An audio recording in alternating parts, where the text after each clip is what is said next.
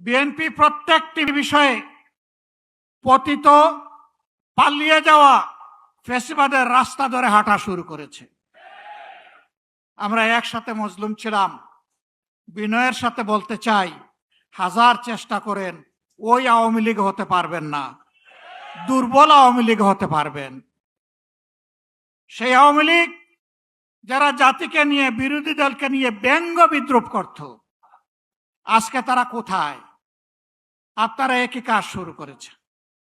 যে আওয়ামী লীগ তাদের পুষ্য লাঠিয়ালদেরকে দিয়ে সমাজের বিভিন্ন জায়গায় কর্তৃত্ব কায়েম করেছিল, সেই আওয়ামী লীগের পাশে তাদের দুঃখের দিনে কোনো লাঠিয়াল এসে দাঁড়াতে পারেনি।